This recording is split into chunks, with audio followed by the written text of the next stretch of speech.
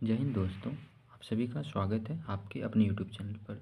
दोस्तों, जैसे आज हम करेंगे क्लास 10th के बिहार बोर्ड के मोस्ट वीवीआई सब्जेक्टिव क्वेश्चन 2025 के लिए। अगर आप 2025 का एग्ज़ाम देने वाले हैं तो उसके लिए मोस्ट वीवीआई सब्जेक्टिव क्वेश्चन होगा। ओके, जैसे पहला क्वेश्चन है आपका कि संख्या 12, 144, 240 का लघुत्तम समावर्त आभास गुणनखंड विधि से ज्ञात करें। तो आपको ये, अगर आप क्वेश्चन बैंक देखेंगे तो इसमें ये सारे क्वेश्चंस बहुत टाइम्स पूछे गए हैं, मतलब बहुत बार पूछा गया है। और अगर बहुत बार पूछा गया तो इसका मतलब उसका फेवरेट है। तो आप लोग भी क्या करेंगे, इस टाइप के क्वेश्चंस को नहीं छोड़ेंगे।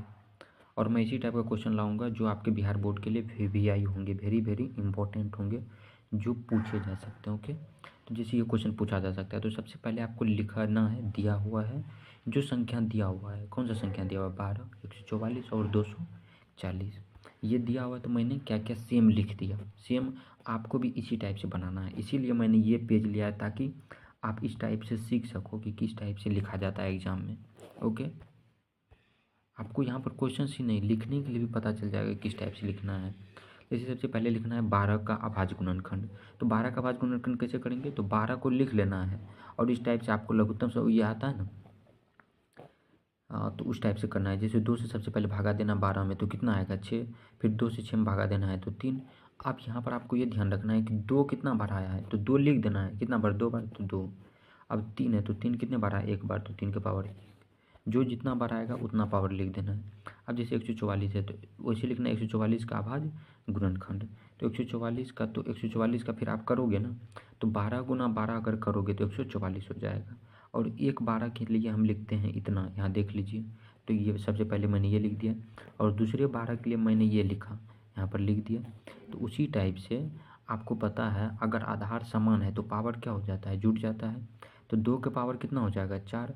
और फिर यहाँ पर भी आधार समान है तो पावर क्या हो जाएगा, जुट जाएगा। तो 3 के पावर हो जाएगा 2।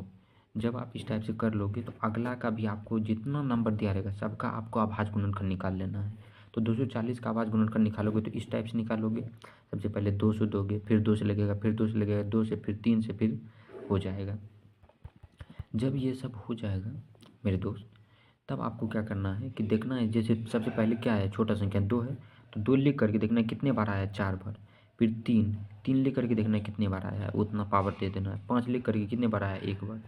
अब आपको लघुत्तम समावर्तक निकालना है तो यहाँ पर लिखना है, इसलिए 12, 144, 240 का एलसीएम क्या होगा।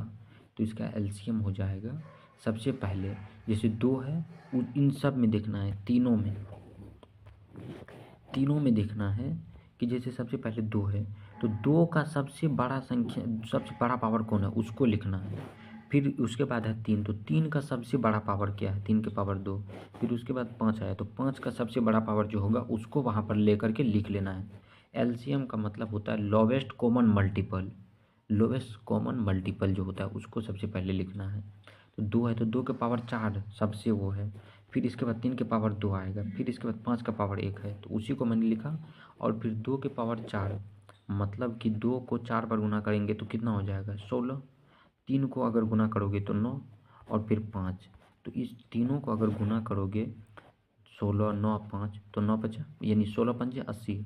80 या गुना 9, 9 8 72 इनकी 720।